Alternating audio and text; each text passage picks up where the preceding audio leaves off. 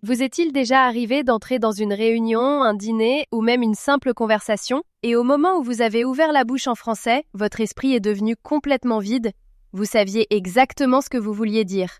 Dans votre langue maternelle, les mots étaient là, prêts à sortir. Mais à la seconde où vous avez essayé de les dire en français, ils ont disparu, comme si quelqu'un avait coupé le courant dans votre cerveau. Oh oui, je connais très bien cette sensation. Je la connais même beaucoup trop bien en réalité. C'est affreux. On commence à se dire « Est-ce que je suis vraiment nul à ce point ? Pourquoi je n'arrive même pas à dire une phrase simple ?» Et voici la partie la plus intéressante, et j'aimerais vraiment que vous l'entendiez. Cela n'a absolument rien à voir avec votre intelligence. Rien du tout. Attends, il y a donc vraiment une raison scientifique à ça ? Ce n'est pas juste moi qui suis mauvais en français ? Il y a une raison scientifique très précise. Aujourd'hui, nous allons parler de deux concepts psychologiques puissants, le filtre affectif et la surcharge cognitive. Et à la fin de cet épisode, vous comprendrez exactement pourquoi votre cerveau panique sous pression et, plus important encore, quoi faire pour y remédier. Je me sens déjà un peu soulagé. Je pensais simplement que quelque chose ne fonctionnait pas chez moi. Vous n'êtes pas cassé, vous êtes humain. Bienvenue dans le podcast de conversation française de Tôle Paris. Je m'appelle Coralie. Et moi, je m'appelle Guillaume. Entrons dans le vif du sujet. Avant de commencer, nous avons une question pour vous dans les commentaires. Un seul mot. Écrivez un mot qui décrit ce que vous ressentez quand vous devez parler français sous pression. Un seul mot. Nous les lirons tous. Coralie, je sais que tu as une histoire. Tu m'en as parlé avant qu'on enregistre. J'aimerais que tu la racontes ici, parce que je pense que beaucoup de nos auditeurs vont s'y reconnaître. D'accord, oui. C'est arrivé il y a environ 2 ans. J'étais à un dîner. C'était un événement professionnel, très élégant, avec beaucoup de personnes internationales. Et j'étais enthousiaste parce qu'en général, ça va plutôt bien quand j'écris en français. Les emails, les messages, aucun problème. Mais parler, c'est autre chose. Qu'est-ce qui s'est passé exactement ? J'étais assise à côté d'une femme. Elle travaillait dans le marketing pour une grande entreprise, et elle m'a demandé ce que je faisais dans la vie. Une question très simple, n'est-ce pas ? Que faites-vous dans la vie ? Et dans ma tête, j'avais déjà toute une réponse prête. Je suis architecte, je conçois des bâtiments durables. C'est un sujet qui me passionne profondément. J'avais tellement de choses à dire. Et alors ? Et j'ai dit, et je m'en souviens parfaitement, j'ai dit « Moi, faire bâtiment vers mature. » C'est tout. 3 fragments. Elle a souri poliment et s'est tournée vers quelqu'un d'autre pour parler. Et moi, je suis restée là en me sentant comme la personne la moins intelligente de toute la pièce. Je suis une professionnelle avec 15 ans d'expérience et je donnais l'impression d'être une enfant qui apprenait juste à parler. Je veux m'arrêter ici une seconde parce que ce sentiment que tu décris, le fait de se sentir comme un enfant, de se sentir moins intelligent qu'on ne l'est réellement, c'est extrêmement fréquent chez les adultes qui apprennent une langue. Et cela a un nom. On appelle cela le problème de l'ego linguistique. Le problème de l'ego linguistique ? Qu'est-ce que c'est ? Quand nous sommes enfants, nous n'avons pas d'ego lié à notre langue. Nous faisons des erreurs, nous rions, nous réessayons. Mais à l'âge adulte, notre sentiment d'intelligence et notre estime de nous-mêmes deviennent liés à notre manière de communiquer. Quand nous n'arrivons pas à nous exprimer clairement dans une deuxième langue, le cerveau interprète cela comme une menace pour notre identité. Et cela crée ce qu'on appelle un blocage mental. Blocage mental. Oui, c'est exactement le bon mot. C'est comme un mur qui s'abaisse entre ce que je sais et ce que je peux dire. Exactement. Et plus vous tenez à faire bonne impression, lors d'un entretien d'embauche, d'une présentation, d'un dîner, plus ce mur devient haut, parce que la pression émotionnelle active quelque chose dans le cerveau qui éteint réellement vos centres du langage. Qui les éteint ? Comme physiquement ? Presque littéralement. Et c'est exactement ce dont nous allons parler dans la prochaine partie. La science qui explique pourquoi cela se produit. Parce qu'une fois que vous comprenez le mécanisme, vous commencez à vous libérer de la honte. Et rien que cela, c'est déjà l'une des choses les plus puissantes que vous puissiez faire. J'aurais vraiment eu besoin d'entendre ça il y a 2 ans. Mais d'accord, je suis prête. Donne-moi la partie scientifique. Très bien. Parlons de ce qui se passe réellement dans votre cerveau quand vous perdez vos moyens en français. Et je vous promets que ce n'est pas compliqué. En fait, une fois qu'on le comprend, c'est presque embarrassant de simplicité. Tant mieux, parce que j'ai un niveau B1 et j'ai besoin de choses simples. Parfait. Au plus profond de votre cerveau, il y a une toute petite structure qu'on appelle l'amygdale. Vous pouvez la voir comme le système d'alarme du cerveau. Son rôle, son unique rôle, est de détecter le danger et de déclencher une réaction. C'est ce qu'on appelle la réponse de lutte ou de fuite. Oui, la lutte ou la fuite. Comme quand on voit un serpent et qu'on se sauve ou qu'on l'affronte. Exactement. Maintenant, voilà le problème. L'amygdale n'est pas très sophistiquée. Elle ne fait pas bien la différence entre une menace physique, comme un serpent, et une menace sociale, comme le fait d'être jugé pour sa grammaire. Attends, donc quand je suis à ce dîner et que j'ai peur de dire quelque chose de faux, mon cerveau croit que je suis en vrai danger ? Votre cerveau le traite comme une véritable urgence. Et quand cette alarme se déclenche, il se produit quelque chose qu'on appelle un détournement de l'amygdale. La partie émotionnelle de votre cerveau prend le contrôle au détriment de la partie rationnelle qui traite le langage. Le flux sanguin est redirigé, les hormones du stress envahissent votre organisme, et le résultat, le brouillard mental. Le brouillard mental. C'est exactement le mot qu'il faut. Ce n'est pas que les mots ont disparu, c'est plutôt comme si tout devenait flou et lent, comme si on avançait dans le brouillard. Précisément. Maintenant, il y a un deuxième concept qui aggrave encore les choses, et celui-ci a été développé par un chercheur nommé Stephen Krashen. Il l'a appelé le filtre affectif. L'idée est la suivante. Quand vous ressentez des émotions négatives pendant l'apprentissage d'une langue, de l'anxiété, de l'embarras, la peur d'être jugé, votre cerveau construit un filtre. Et ce filtre bloque littéralement l'absorption ou la production de la langue. Donc plus je suis nerveuse, moins je peux réellement utiliser le français, même si je le connais ? C'est exactement ça. Imaginez les choses de cette manière. Vous étudiez le français depuis des années. Le vocabulaire est là, la grammaire est là, mais quand le filtre affectif est élevé, c'est comme si vous aviez une bibliothèque pleine de livres, mais que toutes les lumières étaient éteintes. Vous ne trouvez plus ce dont vous avez besoin. Waouh, ça me fait vraiment du bien d'entendre ça, parce que je me suis toujours demandé, pourquoi est-ce que je peux écrire un email parfait, mais je n'arrive pas à tenir une conversation ? Et maintenant, ça a du sens. La pression émotionnelle n'est pas la même. Quand vous écrivez un email, vous avez du temps. Vous pouvez réfléchir, corriger, reformuler. Personne ne vous regarde. Le filtre affectif est bas. Mais dans une conversation en direct, surtout avec des personnes à qui vous voulez faire bonne impression, le filtre affectif monte immédiatement. Et il y a aussi cette histoire de charge cognitive dont tu as parlé au début, n'est-ce pas ? Oui, la charge cognitive. C'est la troisième pièce du puzzle. Quand vous parlez dans votre langue maternelle, vous ne réfléchissez pas à la grammaire. Vous ne réfléchissez pas à la prononciation. Vous ne réfléchissez pas à l'ordre des mots. Tout est automatique. Mais dans une deuxième langue, surtout sous pression, vous pensez à toutes ces choses en même temps. Le choix des mots, le temps verbal, la prononciation, ce que vous allez dire ensuite, si vous avez l'air intelligent, ce que l'autre personne pense. C'est comme faire tourner 5 programmes en même temps sur un vieil ordinateur, tout ralenti. C'est une analogie parfaite. Voilà ce qu'est la surcharge cognitive. La mémoire de travail de votre cerveau, cet espace mental que vous utilisez pour réfléchir en temps réel, se retrouve complètement submergé. Et quand cela arrive, la fluidité s'effondre. Non pas parce que vous ne connaissez pas le français, mais parce que vous demandez à votre cerveau de faire trop de choses à la fois dans des conditions de stress émotionnel. Donc, mon cerveau n'est pas cassé, mon cerveau est surchargé. Votre cerveau fait exactement ce pourquoi il a été conçu. Il vous protège contre ce qu'il perçoit comme une menace. Le problème n'est pas votre cerveau. Le problème, c'est que votre cerveau n'a pas encore appris qu'une erreur de grammaire en français n'est pas une question de vie ou de mort. Oui, le pire qui puisse arriver, c'est que quelqu'un entende mon accent. Et vous savez quoi ?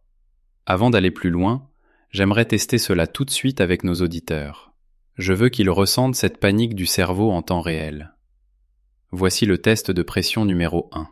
D'accord, auditeur. Voici votre premier test de pression. Les règles sont simples. Je vais vous poser une question personnelle. Vous avez exactement 10 secondes pour répondre à voix haute en français. Pas de pause pour traduire, pas le droit de l'écrire, parlez simplement. Prêt? Je suis déjà nerveux et je sais pourtant ce qui arrive. Voici la question, et vos 10 secondes commencent maintenant. Décrivez votre métier à quelqu'un qui n'y connaît absolument rien, en exactement 3 phrases. D'accord, stop. Qu'est-ce que vous avez ressenti?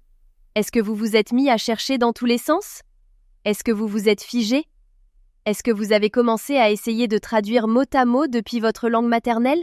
J'ai essayé, mais j'ai immédiatement commencé à me demander quel est le bon mot pour décrire ce que je fais? Et ensuite, plus rien, le vide total. Pourtant, je connais ce sujet. Je pourrais parler d'architecture pendant 1 heure dans ma propre langue. Et c'est précisément ça le point essentiel. Parlons de ce que la plupart des gens ont vécu pendant ces 10 secondes. D'abord, le perfectionnisme. Je suis presque certaine que la plupart d'entre vous essayaient de construire une phrase parfaite avant de prononcer un seul mot. Vous cherchiez le vocabulaire exact, la grammaire exacte, et pendant que vous cherchiez la perfection, le temps s'est écoulé. Oui, c'est exactement ça. J'attendais d'avoir la phrase parfaite, mais elle n'est jamais venue. Ensuite, le mode traduction. Au lieu de penser directement en français, beaucoup d'entre vous ont d'abord formulé l'idée dans leur langue maternelle, puis ont essayé de la traduire en français. Et traduire prend du temps. Sous pression, ce temps n'existe tout simplement pas. Dans ma tête, ça faisait « pense à l'idée, maintenant traduis. Attends, comment on dit ce mot ?» Et puis le temps est terminé. Et troisièmement, l'autosurveillance. Une partie de votre cerveau vous observait pendant que vous parliez et jugeait chaque mot. Est-ce que c'est correct? Est-ce que ça a l'air ridicule? Qu'est-ce qu'ils vont penser? Cette autosurveillance crée une boucle d'anxiété qui alourdit encore davantage la charge cognitive. Donc, en gros, je me battais contre mon propre cerveau. Exactement. Et maintenant, parlons de quelque chose qui va peut-être vous surprendre, parce que beaucoup de gens pensent que s'ils ont du mal, c'est simplement qu'ils ne sont pas assez intelligents. Et j'ai envie de détruire complètement cette idée. Voici quelque chose que j'aimerais vraiment que vous intégriez. La fluidité dans une langue, surtout à l'oral, n'est pas une mesure de l'intelligence. C'est une compétence motrice. Une compétence motrice? Comme faire du vélo? Exactement comme faire du vélo.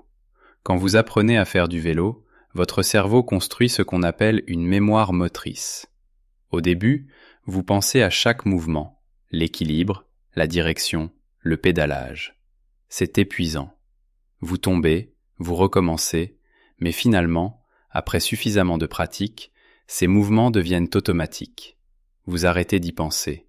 Ils se produisent simplement. Et parler français, c'est pareil? C'est le même processus neurologique. Les personnes qui parlent avec fluidité n'accèdent pas à un niveau supérieur d'intelligence. Elles ont simplement pratiqué les schémas moteurs de leur langue tellement de fois que la production est devenue automatique. Elles ne traduisent pas, elles ne vérifient pas la grammaire. Les mots viennent naturellement parce que le cerveau a construit des chemins automatiques. Donc, quand un francophone natif paraît sûr de lui et fluide, ce n'est pas parce qu'il est plus intelligent que moi. C'est parce qu'il a eu 30 ans de pratique. 30 ans de pratique quotidienne, naturelle, sans effort conscient. Il a eu des millions de répétitions. Pas parce qu'il est intelligent, même si beaucoup le sont, mais parce que la répétition crée l'automatisation. Et l'automatisation réduit la charge cognitive. Et quand la charge cognitive est plus faible, le filtre affectif ne s'active pas aussi fortement. C'est un cycle. Franchement, cela change vraiment la manière dont je me sens face à mes difficultés. Je traitais chaque hésitation comme une preuve que je n'étais pas assez intelligent pour parler français. Alors qu'en réalité, c'est simplement la preuve que tu as besoin de plus de répétitions. C'est magnifiquement dit. Et voici la bonne nouvelle. Vous êtes en train d'ajouter des répétitions en ce moment même. Chaque conversation que vous avez en français, même imparfaite, même maladroite, construit ces circuits moteurs. Votre cerveau est littéralement en train de se reconfigurer chaque fois que vous parlez. Donc ce moment gênant au dîner, en fait, était utile. C'était un entraînement neurologique. Oui, c'était inconfortable, mais votre cerveau travaillait. Et dans l'apprentissage d'une langue, l'inconfort n'est pas un échec. L'inconfort est le signe de la progression. Je vais noter ça. L'inconfort est le signe de la progression. Pensez-y de cette façon. Un pianiste n'arrête pas de s'exercer parce qu'il a joué une mauvaise note. Un footballeur n'arrête pas de s'entraîner parce qu'il a raté un tir. Pourtant, d'une manière ou d'une autre, les apprenants en langue décident qu'une seule phrase imparfaite signifie qu'ils devraient abandonner ou se taire. Et le silence est l'ennemi de la fluidité. Se taire pour se sentir en sécurité, ou parler imparfaitement tout en progressant. J'adore cette idée. Et maintenant, c'est le moment du test de pression numéro 2. Celui-ci est plus difficile, parce que cette fois, je ne vais pas vous poser une question sur votre métier ou votre vie quotidienne. Je vais vous poser une question plus abstraite, quelque chose qui demande de formuler une vraie opinion en temps réel. Prêt ? Auditeur, même règle. 10 secondes pour répondre à voix haute en français. C'est une question plus difficile, donc ne soyez pas surpris si vous avez encore plus de mal. C'est parti. Pensez-vous que les réseaux sociaux rendent les gens plus connectés ou plus seuls ? Pourquoi ? Et stop. Maintenant, j'aimerais te demander, en quoi est-ce que c'était différent du premier test ? Est-ce que c'était plus difficile ? Beaucoup plus difficile. Avec la première question, au moins, j'avais des informations concrètes, mon métier, mes tâches, mais cette question me demande de réfléchir à une idée abstraite, d'exprimer une opinion et de donner une raison, le tout en français, au même moment.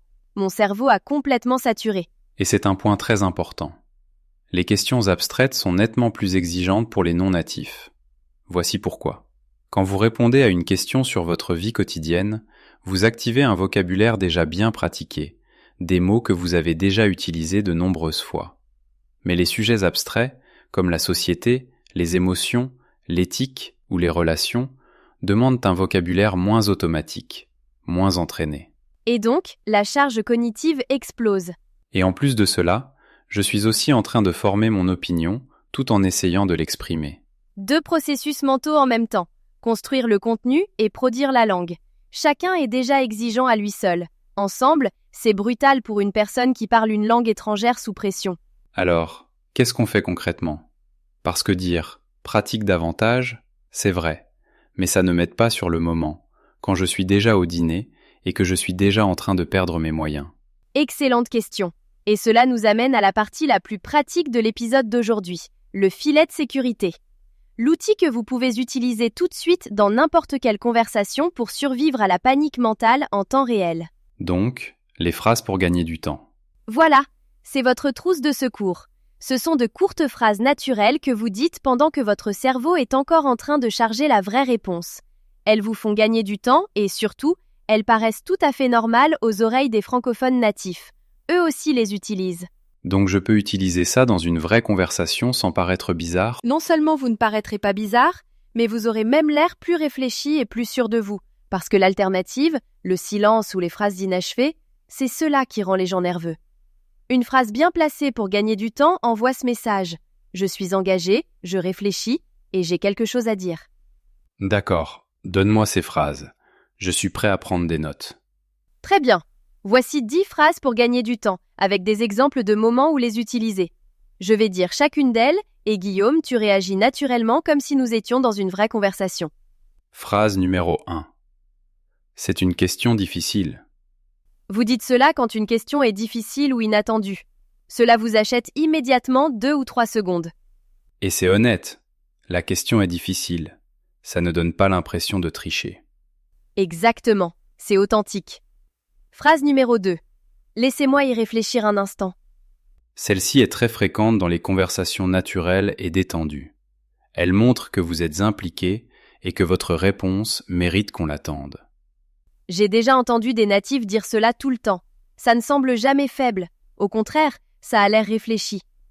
Phrase numéro 3. C'est une question vraiment intéressante. Celle-ci fonctionne particulièrement bien pour les sujets complexes ou abstraits. En plus, elle fait plaisir à l'autre personne, ce qui crée du lien et détend l'atmosphère. 2 avantages en une seule phrase. J'aime bien ça. Phrase numéro 4. Comment dire ? C'est parfait quand vous avez l'idée, mais que vous cherchez les bons mots. Cela montre votre intention sans vous obliger à donner une réponse complète tout de suite. C'est comme dire « J'ai quelque chose d'intelligent à dire. Donnez-moi juste un instant. » Exactement. Phrase numéro 5. Laissez-moi reformuler. Celle-ci est puissante parce qu'elle vous donne la permission de recommencer. Quand votre première tentative sort mal, ce qui arrivera parfois, cette phrase vous permet de repartir avec élégance, sans vous excuser ni vous arrêter complètement. Donc, au lieu de dire « Pardon, pardon, mon français », je dis simplement « Laissez-moi reformuler », puis je continue. Et ça sonne professionnel, pas désolé.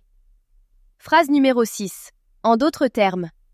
Utilisez-la quand vous voulez simplifier ou réexpliquer ce que vous venez de dire. Elle aide aussi quand vous réalisez au milieu d'une phrase que vous êtes en train de partir dans la mauvaise direction. C'est une redirection naturelle. Phrase numéro 7. Ce que j'essaie de dire, c'est que... C'est votre phrase de récupération.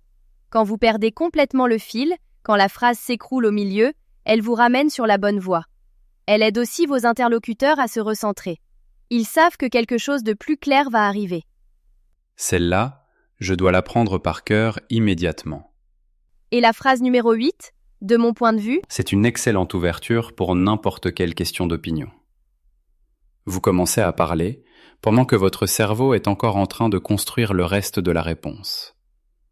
La phrase fait déjà le travail de démarrer votre phrase. donc, je commence à parler et je fais confiance au fait que la suite va venir. Et elle viendra. Phrase numéro 9. Je n'y avais jamais pensé comme ça. Celle-ci est particulière. Elle fait gagner du temps et montre un véritable engagement. Elle indique à l'autre personne que vous trouvez sa question intéressante, ce qui la rend plus patiente, plus ouverte et plus connectée à vous. Et dans beaucoup de cas, c'est vrai. Beaucoup de questions que j'entends en français me présentent réellement les idées sous un angle nouveau. Et la phrase numéro 10 ? Attendez un instant, je veux bien l'exprimer. Celle-ci est faite pour les moments où vous avez vraiment besoin de 5 à 10 secondes entières. C'est une phrase complète, honnête, et elle montre de l'attention, pas de l'incompétence. Les gens la respectent. En réalité, ça a l'air plus confiant que de se précipiter dans une mauvaise réponse. Absolument. La confiance, ce n'est pas parler vite. La confiance, c'est être à l'aise avec son propre rythme. Maintenant, voyons ces phrases en action. Coralie, je vais te poser une question. Utilise-en une ou plusieurs naturellement. D'accord, j'essaie. Coralie, selon toi, quelle est la qualité la plus importante qu'un bon leader doit avoir ? C'est une question difficile. Je n'y avais jamais pensé comme ça, à vrai dire. Ce que j'essaie de dire, c'est que le leadership repose vraiment sur la confiance, n'est-ce pas ? De mon point de vue, sans confiance, rien d'autre ne fonctionne. Magnifique. Vous avez remarqué ce qui vient de se passer ? Coralie s'est offert au moins 8 secondes. Elle a utilisé 3 phrases pour gagner du temps de façon naturelle. Sa réponse était réfléchie et claire. Et voici la chose la plus importante. Elle ne s'est pas excusée pour sa pause. Elle n'a pas dit « Pardon, mon français est mauvais ».